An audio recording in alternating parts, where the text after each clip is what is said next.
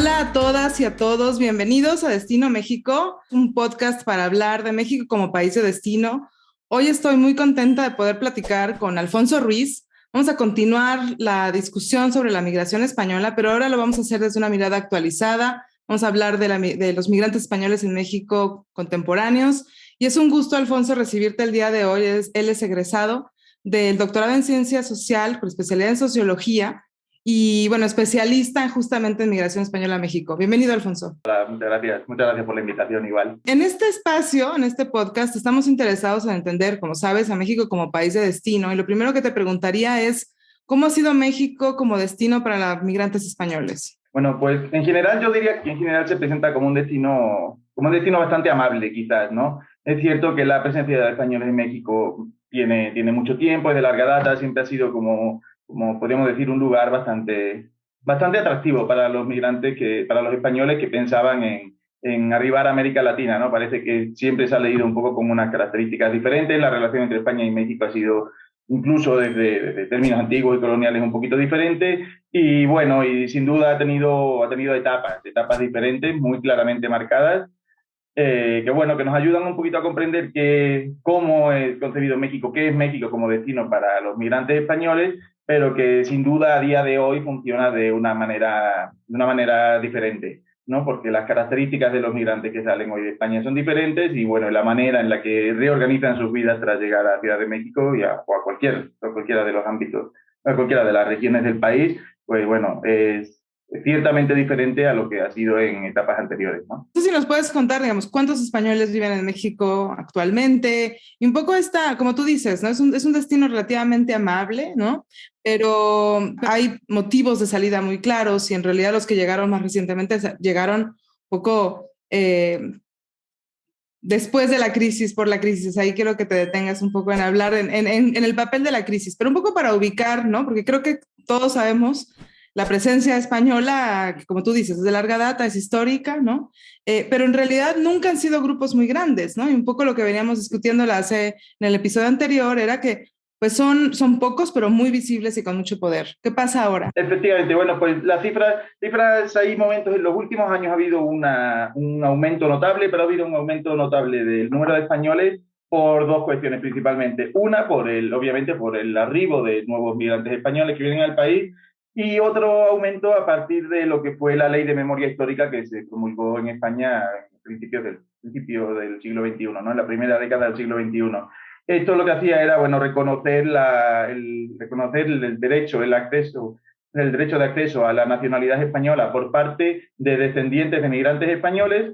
Entonces, en México obviamente hay muchísimos descendientes de migrantes españoles, principalmente hijos y nietos de quienes llegaron después del exilio español, ¿no? Después de la Guerra Civil Española, durante la década de los 40, los años de los 50, fundamentalmente, ¿no? Entonces, bueno, todo ese contingente de población que vino aquí, que se quedó durante años, tiene a sus descendientes que a día de hoy también muchos solicitaron la nacionalidad española, ¿no? Entonces, por ejemplo, cuando vemos los registros del PERE, que se llama, es el Padrón de Españoles Residentes en el Extranjero, vemos como en México hay un notable aumento del número de españoles asentados en el país desde antes de la llegada de la crisis y antes de la reactivación de los flujos migratorios desde España, ¿no? Sin embargo, desde 2008-2010, que los flujos migratorios vuelven a crecen, que comienzan a crecer notablemente, se nota también otro nuevo punto, ¿no? Entonces, bueno, si bien las cifras, como decía, no son masivas, México no tiene una cantidad de inmigrantes demasiado amplia y además, como sabemos, que están por encima del millón, no muy por encima,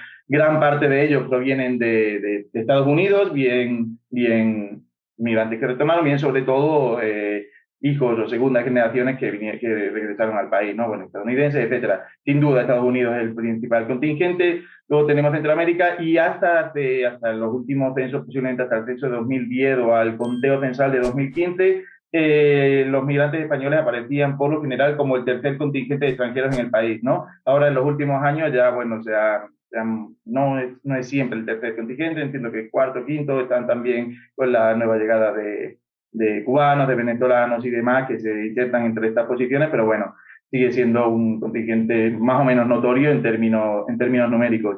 Y como bien decías, es muy notable en términos de presencia, ¿no? Debido a la erupción que han tenido en sectores con mucha bueno, con mucha visibilidad, podríamos decir, ¿no? En el sector empresarial, sí, por algo se caracteriza los migrantes españoles que se encuentran hoy en México, porque se trata de una comunidad fundamentalmente compuesta o por empresarios que vienen a México o por profesionistas de cierto nivel, ¿no? De alto nivel, que podemos decir. Y entre ellos podemos distinguir entre dos grandes categorías. Por un lado, lo que serían lo que podemos llamar los expatriados, que son trabajadores de empresas internacionales, empresas multinacionales, que mandan directamente a trabajadores con altos cargos, con puestos directivos incluso, a trabajar y residir en México. Vienen con unas condiciones, desde luego, favorables, no por lo general vienen con pluses por seguir trabajando en empresas españolas, aunque lo hacen fuera del país, y vienen con, bueno, con toda una serie de servicios, incluidos por las empresas que están bueno, que les hacen una vida bastante favorable, una inserción bastante favorable al país. Y por otro lado, esto sí sería lo más novedoso quizás, la llegada de profesionistas de cierto nivel que no vienen como expatriados como tal, ¿no? Otra cosa es que luego sí son capaces de obtener puestos de trabajo de cierta relevancia y obtener unas condiciones laborales, bueno, que les permiten desarrollar su carrera profesional y obtener unas buenas condiciones de vida aquí en el país, ¿no? Sin embargo, eso ya no es esta categoría de expatriados que vienen directamente mandados desde España por sus empresas, sino que en la mayoría de casos son ya migrantes que vienen por sus propias redes, por su propio trabajo y por sí mismos consiguen establecerse en el país. Alfonso, yo quiero que nos hables de cómo consiguen trabajo y cómo les va, pero hagamos una pausa porque me encanta que nos expliques que en realidad este aumento de españoles en México también se da por un proceso de naturalización, ¿no? Y a mí me encanta porque hemos hablado también bastante de la doble ciudadanía, por ejemplo. Entonces, estos en realidad, pues, digamos, normalmente hablamos de los que se vuelven ciudadanos habiendo migrado al país. Aquí tú estás hablando en realidad de los hijos de españoles del exilio, ¿no? que son mexicanos, que nacieron en México y que se vuelven españoles, ¿no? Y que entonces se ve ese pico. Y solo para resaltarlo, porque muchas veces cuando pensamos en el proceso migratorio, cuando se piensa la naturalización, la obtención de la doble ciudadanía, se piensa como este logro, este punto clave, ¿no? En el proceso migratorio en el que alguien llega, ¿no? Entonces estamos hablando de los hijos, ¿no? Que se vuelven dobles ciudadanos, que se vuelven españoles y que viven esta doble vida, ¿no? Eso por un lado, que es importante resaltar por los vínculos sociales históricos que van a ser muy distintos a los españoles que llegan y que se vuelven mexicanos después un proceso de naturalización cuando viven mucho tiempo en México, ¿no? Exactamente. De hecho, yo diría que ahora mismo encontramos bastante más ciudadanos con doble nacionalidad que son mexicanos naturalizados españoles, ¿no? Que es algo curioso porque muchas veces son ciudadanos españoles que consiguen, tramitan su ciudadanía española, quizás un poco por una cuestión relativamente estratégica, ¿no? Porque de repente, como esto dicen, los pasaportes de la Unión Europea son pasaportes un poco más fuertes, que abren más puertas a más lugares y demás.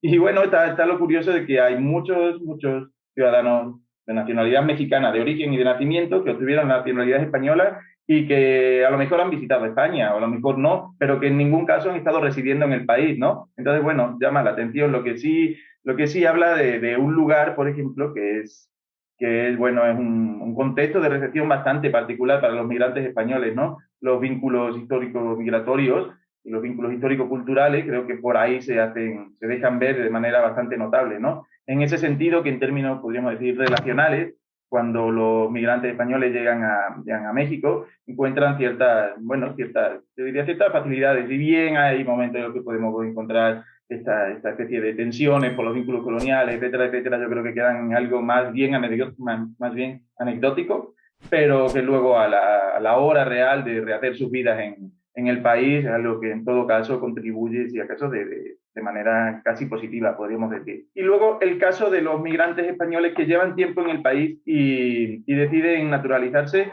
parece que es un poco menos común y menos recurrente, ¿no? E incluso se encuentra que muchos de los migrantes españoles que llevan tiempo suficiente en el país, que podrían incluso optar a la ciudadanía, hay algunos que deciden mantenerse en el país solo con la situación de residente permanente, ¿no? Porque encuentran para algunas cosas ciertas, no sé si facilidades, pero sí ciertos privilegios, ciertas cosas que les resultan más cómodos manejarlo como un extranjero residente permanente que como un nacional, ¿no? Igual, en España cabe destacar que por más nacionalidades que pueda llegar a solicitar y demás, bueno, creo que hay un máximo de tres, ¿no? no lo tengo del todo claro, creo que sí. Pero en España, en la Constitución aparece que la persona, que el ciudadano que obtiene la residencia española nunca puede renunciar a ella. Aunque en el país de destino se obligase a que el español renuncie a su ciudadanía española, el Estado español nunca lo va a dejar de reconocer como español, ¿no? Entonces, bueno, eso es también una característica, creo, una peculiaridad que merece la pena resaltar. Me encanta porque creo que hay que hacer la distinción siempre entre el lugar de nacimiento, entre nacionalidad, ciudadanía, y está bueno este caso para recordar, ¿no? Que en realidad cuando uno habla de la migración española, pues hay una diferencia entre digamos, entre la primera generación y la segunda generación, pero en realidad lo que pasa es que la segunda generación también pueden ser españoles por opción, por naturalización. Hablemos ahora sí de los que llegan, los españoles que llegan a México y que buscan trabajo, que son, tú dices, por un lado, estos que tienen ya, digamos, un contrato, ¿no? Por sus empresas, pero después hay un grupo de profesionistas, como decías, y estudiantes, me imagino también, pero bueno, como en tu caso, pero digamos, profesionistas que vienen a buscar trabajo, ¿no? Y ahí, digamos, un poco entender por qué llegan, pero también cómo ven este plan migratorio en México, pensando en que, digamos, en este espacio nos interesa entender a México como país de destino. Entonces, un poco si nos puedes decir cómo veían ellos a México como destino. Al inicio sabemos que los planes cambian, ¿no? Y cómo van estos planes también cambiando con el tiempo, para permanecer, para moverse, para insertarse en el mercado laboral, etcétera. Yo destacaría que sobre todo hay ciertos nichos, ciertos sectores laborales donde México aparece como un país especialmente atractivo para los españoles, ¿no? Para los migrantes españoles. Especialmente para los que no vienen, para los que no son demasiado mayores, para los que no se encuentran en etapas muy avanzadas de su curso de vida, ¿no? Entonces, bueno, México aparece como un destino de muchas oportunidades, y bien hay, yo creo, y por lo que he podido ver, cierto desconocimiento de lo que es México como país, de lo que son sus dinámicas institucionales, las dinámicas del mercado de trabajo y demás. Sí que se conoce lo suficiente como para saber que es una vía de entrada a una región que en los últimos años ha parecido muy atractiva para los trabajadores españoles, y que sin embargo parecía un poco de difícil acceso por diferentes motivos: por la distancia, por lo complicado de arreglar la documentación para poder residir y laborar en el país, etcétera, etcétera, ¿no? Algo que no podemos separar de la idea de que para migrar en países de la Unión Europea, realmente un español no tenía apenas que hacer ningún trámite, ¿no? Dentro de todo lo que son la Unión Europea o los países firmantes del Tratado de Schengen, un sujeto español podía migrar a cualquier país, situarse, y con darse de alta en los registros y demás, ya casi tenía las mismas posibilidades de empleabilidad que un nacional del país, ¿no? Eso no ocurre en México, ¿no? Entonces, bueno, también hablamos de que la mayoría de migrantes españoles que llegan a México llegan con planes un poco más armados que aquellos sujetos que migraron a otros países, por ejemplo, europeos, en la misma época, con las mismas características y demás.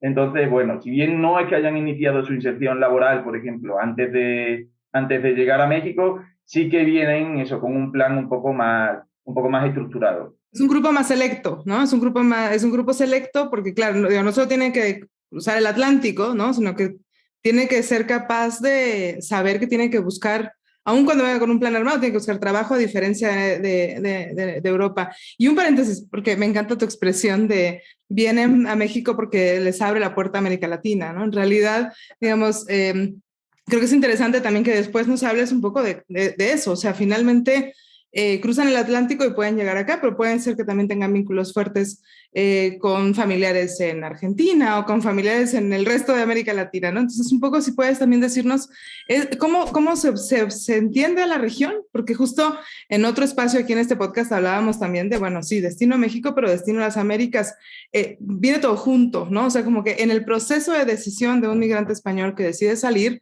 obviamente hay una posibilidad de destinos, ¿no? Donde España tiene presencia importante histórica también el exilio, ¿no?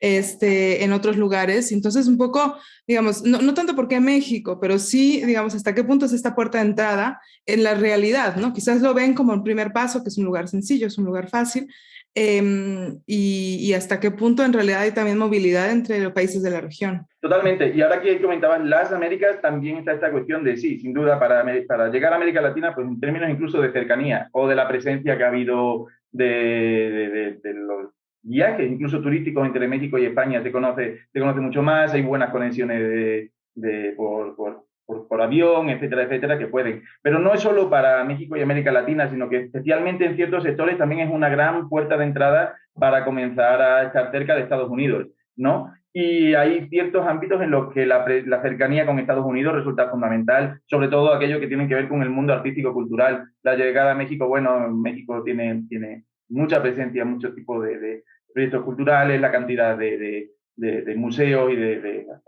subvenciones y de proyectos interesantes que encuentran en el país, especialmente en las grandes urbes, pero también son los vínculos que tiene México con Estados Unidos. Entonces, como digo, dependiendo de los sectores hay cosas que resultan fundamentales. Estados Unidos y Canadá, en realidad también hubo un aumento muy importante en Canadá, ¿no? Sobre todo en Montreal, en Quebec, de presencia española, histórica también, ¿no? Digamos, creo que ahí sí es bueno resaltar las Américas, Norteamérica, Centroamérica y Sudamérica, ¿no? Digamos, hay una fuerte importancia. Totalmente, y en ese sentido yo creo que México funge mucho como una especie de bisagra para la llegada a cualquier país de la región, ¿no? Yo creo que en ciertos casos he visto casi como como un lugar intermedio, ¿no? Un lugar no necesariamente de paso para dar el siguiente paso, valga la redundancia, hacia uno de estos países, pero sí visto como un lugar de paso que le abre las puertas a poder ir a estos otros países de la región, ¿no? Entonces, bueno, la llegada a México para muchos supone la vía de entrada a todo un continente, o incluso a dos subcontinentes, si lo queremos ver así, de esta manera, ¿no? Mientras que antes de salir parece que la única vía, a lo mejor más o menos, la única alternativa que tenían era Europa. Entonces, bueno, por ahí creo que se convierte en un destino atractivo. Además, el hecho de que haya sido uno de los lugares uno de los destinos más reactivados fuera de lo que es Europa para los migrantes españoles, quizás uno de los más atractivos dentro de lo que sería el mundo hispanohablante, ¿no? Y los vínculos lingüísticos que mantiene, pues también lo hacía muy atractivo para muchos sujetos, para muchísimas de las ocupaciones que los profesionistas llevan a cabo el día de hoy en día.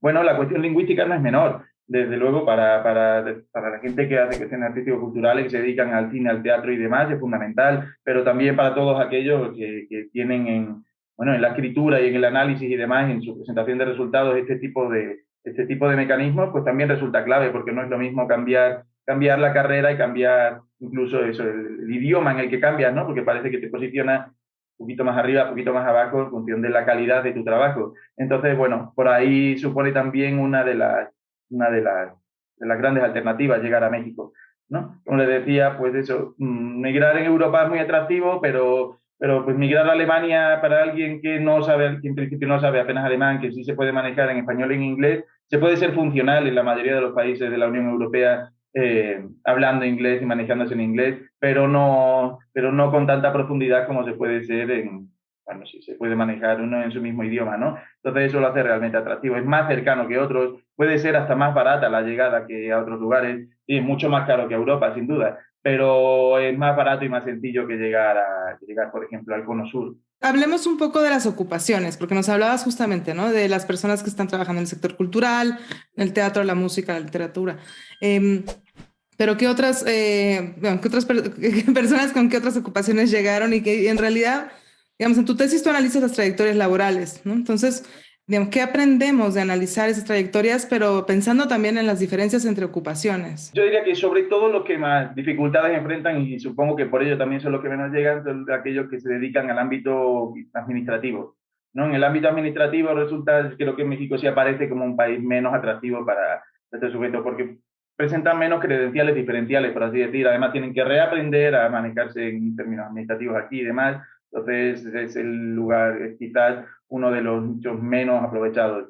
Pero ¿cuáles sí son de los más aprovechados, aparte de estos que hemos comentado? Todo lo que sería el mundo de la publicidad, comunicación y demás, por ahí parece que sí. Además es un campo en el que se siente, publicidad, comunicación, en el que se siente como un poco atractivo esta idea de que vengan de países con otras lógicas de presentación y demás, como son los europeos del norte global.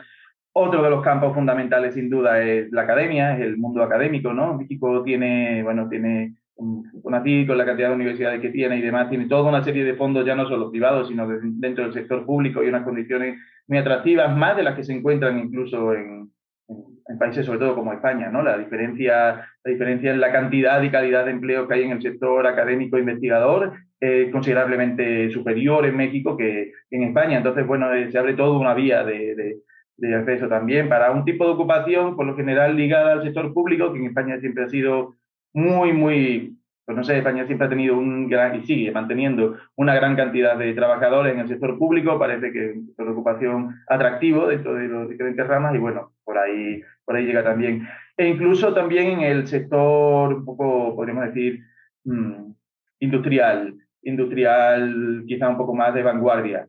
Hay muchas empresas que también a partir de los últimos años y de las lógicas de contratación y de expansión por otros países empiezan a tener también sedes o vínculos con sedes de aquí, y hay muchísimos trabajadores que vienen con la idea también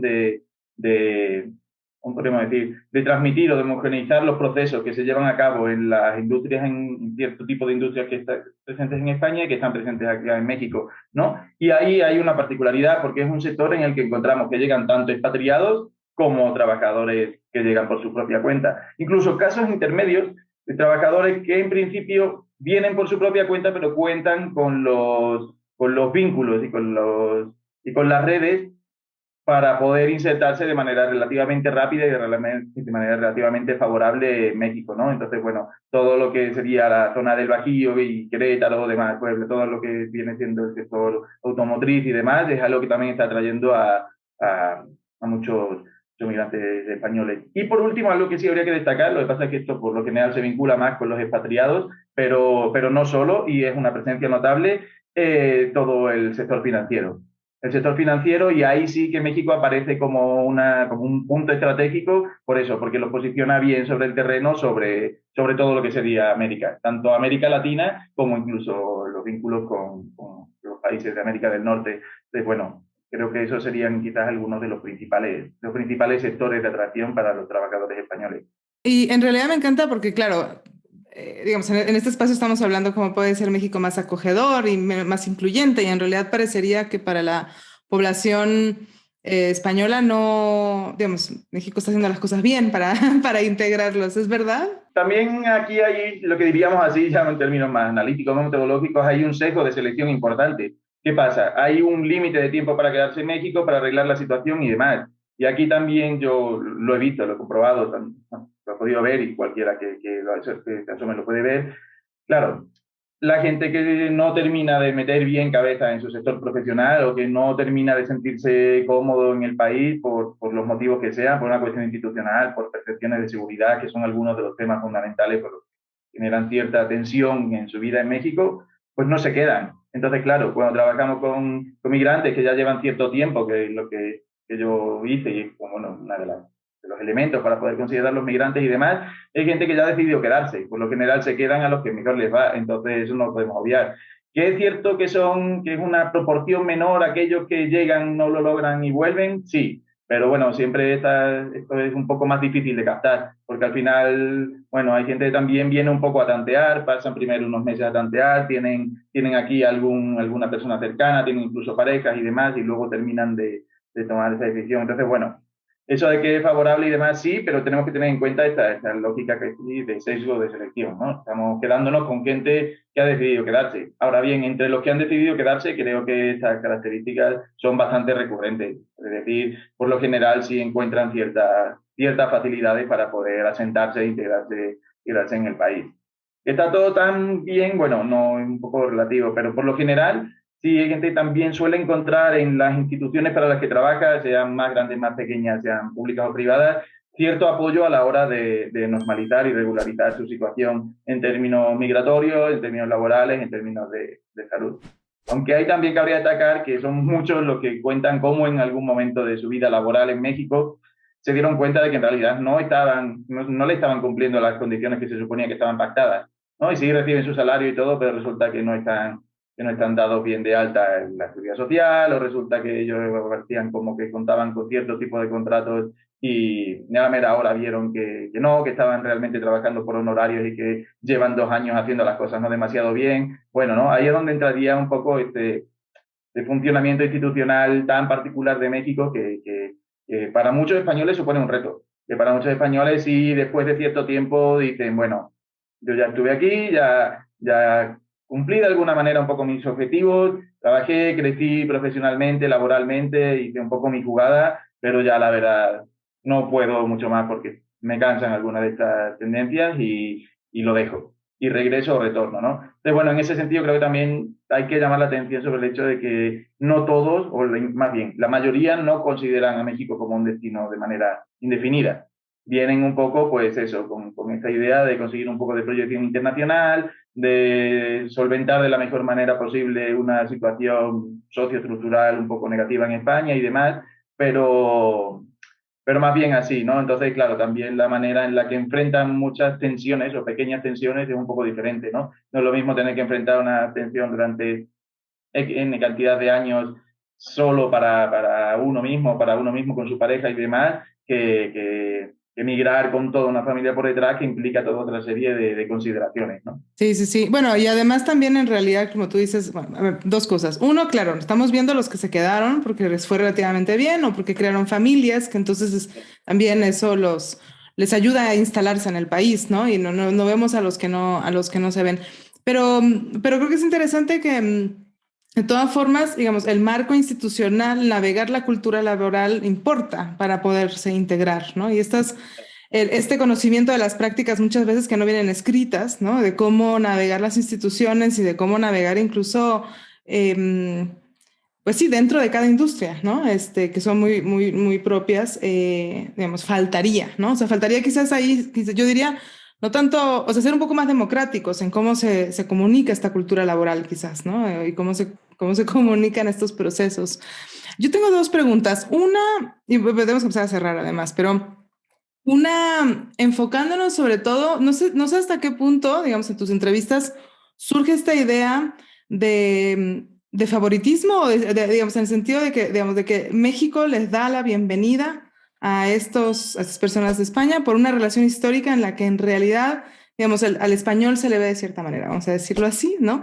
En el que no, digamos, un poco pensando en los contextos de recepción y en estas ideas como más teóricas de que pues importan finalmente los valores y las actitudes de la sociedad receptora, ¿no? Y creo que en general, digamos, los mexicanos, me atrevería a decir que tenemos una relación bastante compleja con España, en el que por un lado es el conquistador, pero no es el conquistador, es esta persona que tiene más poder. A la vez hay podría haber cierto odio, cierto rechazo a por qué viene un español, si en realidad ya vino, digamos, hay diferentes posiciones, ¿no? Pasa lo mismo con Estados Unidos, hay una relación como muy compleja y ambivalente, ¿no? Pero ¿hasta qué punto estas personas que vienen reflexionan sobre cómo los ven México, cómo son percibidos, digamos, cómo se les da la bienvenida, cómo son acogidos? Porque a mí me interesa entender también cómo, pensando en México como país de destino, digamos, cómo recibimos a los otros, ¿no? Y creo que es interesante entender y ubicar también cómo los españoles que llegan ubican a esta percepción de la sociedad mexicana. Bueno, pues en general, sí, como decía, sí hay quizás una palabra es ambivalencia, ¿no? Porque efectivamente tienes a la vez tanto esta suerte de reclamo, ¿no? De reclamo histórico, de reclamo de las típicas bromas, que si el oro, que si lo que quieras, etcétera, etcétera, frente también a esta especie de prejuicio un poco positivo, ¿no? Pero también esta idea de, bueno, proviene de Europa, ha visto otras cosas, ha trabajado en otro tipo de ámbitos, etcétera, etcétera. Entonces, bueno, por ahí es ambivalente. Sí es algo en lo que los migrantes españoles creo que piensan bastante o reflexionan bastante acerca de, y creo que la tendencia es bastante clara, sobre todo cuando en las entrevistas lo veía y la gente lo ve, la tendencia creo que es bastante clara. Al poco de llegar, esa discusión es como mucho más clara, mucho más presente en la narrativa y en la experiencia de los migrantes españoles, y con el paso del tiempo se va vacando. Yo supongo que se va reduciendo la importancia que le dan a ellos. Supongo que tiene que ver también un poco con la interiorización de la otra edad, con el aprender los códigos de aquí, aprender a manejarse, etcétera, etcétera, que pues, haría parecer que con el paso del tiempo les da un poco más igual, ¿no? En general todo lo consideran amable de más, un poco, no sé si por la forma también en la que piensan que serían recibidos o que han experimentado cómo les reciben cuando han ido a otros países, especialmente a países europeos, ¿no? Donde, bueno, más que si aquí podemos hablar de que la lógica es un poco una migración norte-sur, en En Europa sería, con suerte, norte-norte, si no es que tiene características de sur-norte. Entonces, claro, la manera en la que la sociedad receptora se comporta o se presenta ante ti como migrante es un poco diferente. En general, lo ven de una manera más o menos como un lugar bastante atractivo, bastante amable a la hora de recibir, pero siempre aparece esta doble valoración, que por la otredad de ser español, por momentos tiene sus ventajas, por momentos tiene sus desventajas, ¿no? Y en términos de la inserción laboral, ¿cómo afecta? Algo que parecía muy recurrente entre los que sean un poco subordinados del trabajador español migrante en la empresa, parece que entre pares y subordinados la visión afecta un poco más este prejuicio negativo. No, pues mira este que llega, que viene, que se queda, que mira el puesto que le dan, que mira el sueldo que tiene, etcétera, ¿no? Y aparecen quizás todas estas lecturas, todas estas representaciones un poco más negativas, ¿no? Mientras que también a la hora de las posibilidades para promocionar, para encontrar empleo, las relaciones con superiores y demás, suele aparecer como un elemento positivo, ¿no? Yo tengo algunos relatos que eran muy, muy claros al respecto, ¿no? Ya pues que los compañeros me llaman así y se comportan así y, no sé, con mi jefa pues me fue fenomenal un poco por ese vínculo, ¿no? Entonces, bueno, como decía, es una cuestión ambivalente y creo que es bastante situacional. En función de la situación, en función del tipo de ocupación desempeñada, en función del tipo de relación al que estamos atendiendo, los prejuicios suelen afectar de manera positiva o negativa. Pero yo diría que no es algo que marca de manera radical la experiencia de los españoles en la ciudad, en el país. Buenísimo. Bueno, está buenísimo que los prejuicios no marquen la experiencia de los migrantes, porque digamos, en otros contextos marca, ¿no? Marca mucho y como decías. Un momentito y un pequeño inciso ahí al respecto. Y creo que hay una diferencia también notable en cómo lo leen y cómo lo entienden aquellos migrantes que llegan con más edad y con otras condiciones, bueno, con otras condiciones esperadas por ellos mismos de vida, con otras relaciones familiares, con otra situación, que los que llegan siendo un poco más jóvenes, sobre todo que si llegan solos y demás, ¿no? Para aquellos que llegan con sus hijos y demás, que los hijos tengan que enfrentar este tipo de cosas, les parece una tensión importante, ¿no? Y ellos incluso llegan a sentirlo más como un ataque, como una afronta, ¿no? Mientras que para los que son, bueno, están en otras etapas de sus vidas o migran solos y con sus parejas y demás, parece que es algo mucho más llevadero, más fácil de llevar, ¿no? Cerremos con una idea. Yo creo, mi pregunta sería, ¿cómo va a ser México destino en el futuro para los migrantes españoles? ¿Tú cómo lo ves? Pero además, digamos, si tuvieras que decir algo que debería cambiar para que México sea más acogedor para migrantes españoles o de cualquier lado del mundo, ¿tú qué nos dirías? ¿Qué diría? Yo creo que de verdad la diferencia y las tensiones más importantes están en el mundo, la estructura institucional del país, en cómo se manejan las cosas. ¿Cómo se podrían hacer? Bueno, entiendo que hay varias maneras. Una podría ser que los españoles conozcan un poco más cuál es la estructura institucional de México, pero pues claro, eso estando en España y sin un vínculo directo con el país, pues en principio es difícil de lograr. ¿Cómo se podría hacer? Bueno, yo creo que dándole, no sé si es un poco utópico casi, pero quizás dándole un poquito más de orden a ciertas regulaciones, ¿no? Todos sabemos que pues, no hay una estructura normativa y legal, desde luego en la mayoría de temas, muchas veces incluso de vanguardia, si está la última, si las discusiones de juristas y demás están en los últimos y demás, pero a la hora de su aplicación las distancias son considerablemente notables, ¿no? Y eso es algo que, bueno, que a los españoles por lo general les hace sentir un poco de inseguridad o de desconfianza hacia las instituciones y demás, ¿no? Cuando ellos por lo general provienen de un país en el que por más que haya desconfianza en las instituciones por temas de corrupción y demás, nadie dudaría en acudir a la seguridad social para un problema, nadie dudaría en acudir a las autoridades para reportar cualquier tipo de situación problemática, y aquí cuando llegan entiendo que muy a menudo sienten como un poco, ay, llegué y no sé muy bien por dónde protegerme, por dónde curarme. Entonces, bueno, quizás tengo una idea de unas instituciones algo más potentes, que den un poco más de confianza, que den un poco más de seguridad y que funcionen de manera un poco más fluida o más transparente, quizás, menos opaca, ¿no? Que la aplicación de esas normas o de esos procesos sea un poco más acorde a la norma escrita, ¿no? Y eso en realidad beneficiaría a toda la población en su conjunto, digamos. Estamos hablando de Estado de Derecho, de transparencia, de instituciones más sólidas. Totalmente. Yo sí encuentro, un momentito ya con esto termino, sí encuentro creo que una principal tensión por parte de los migrantes españoles que llegan, sobre todo al poco tiempo de llegar y demás, esta tiene que ver con la percepción de seguridad o de inseguridad, ¿no? Y para ellos sí es otro mundo llegar aquí con esa percepción de inseguridad que tienen, que no siempre se adecua a lo que ocurre, pero por ahí va, y creo que esa es una de las principales tensiones que habría que ver cómo atacar. Me encanta. Y bueno, obviamente la seguridad, la percepción y la seguridad misma también sería algo que haría un mejor lugar para todos. Alfonso, muchas gracias. Gracias a ustedes, muchísimas gracias por el espacio, por la oportunidad y pues nada, seguimos en contacto. Nos despedimos de este episodio de Destino México, Migraciones y Movilidades. Los espero en 15 días para seguir platicando de México como país de destino. Muchas gracias, Alfonso, por acompañarnos y gracias a todos y todas.